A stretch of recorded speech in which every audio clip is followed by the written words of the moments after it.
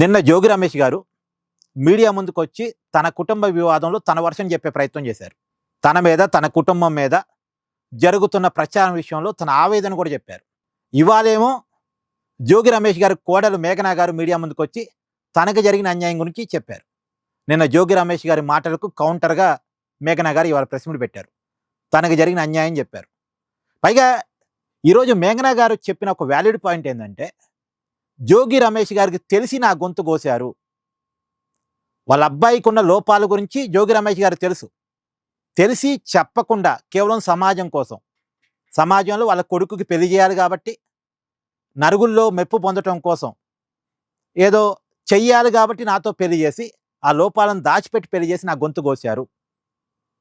పైగా నా మీద వేధింపులు జరిగాయి, ఇప్పుడు నాకు న్యాయం కావాలి అనేది ఆ అమ్మాయి చెప్తుంది.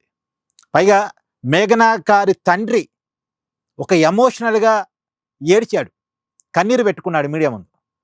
ఇప్పుడు వాళ్ళు కోరుకుంటుంది ఏంటంటే, వైఎస్ఆర్ కాంగ్రెస్ పార్టీ పెద్దలు కలగజేసుకోవాలని. ఆ రోజు పెళ్లికి వచ్చినటువంటి జగన్మోహన్ రెడ్డి గారు, లేదా సజ్జల రామకృష్ణారెడ్డి గారు, లేదు వైసీపీలో ఉన్న మహిళా నాయకులు విడుదల రజనీ గారు, రోజా గారు, వీళ్ళు కలగజేసుకొని మాకు న్యాయం చెయ్యాలి అనేది వాళ్ళు కోరుకుంటున్నారు.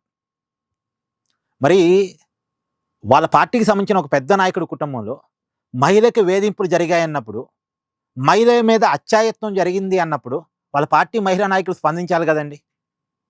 ఇది కేవలం కుటుంబ వివాదం కాదు, అక్కడ మహిళ మీద వేధింపులు ఉన్నాయి, అక్కడ వరకట్న వేధింపులు ఉన్నాయి, గృహహింస ఉంది, అత్యాయత్నం ఉంది. అమ్మాయి బయటకు వచ్చి మాట్లాడుతున్నప్పుడు మరి వైసీపీలో ఉన్న మహిళా నాయకులు రియాక్ట్ కావాలిగా, వైసీపీ అధిష్టానం రియాక్ట్ కావాలిగా, మినిమం కదా అది. జోగి రమేష్ని పిలిపించి మాట్లాడాలి కదా, మందలించాలి కదా, ఆ వివాదాన్ని ఏదో ఒక్కడ తెంచాలి కదా.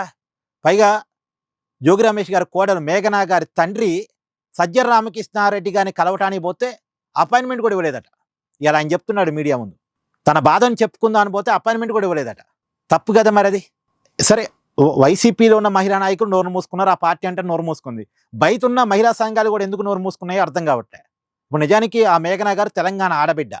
మరి తెలంగాణ ఆడబిడ్డకి, అంటే ఆమె సూర్యాపేట వాసి, ఆమెకు అన్యాయం జరిగితే తెలంగాణ వాదులు ఏమైపోయారు, కవిత గారు ఏమైపోయారు, మాట్లాడరే.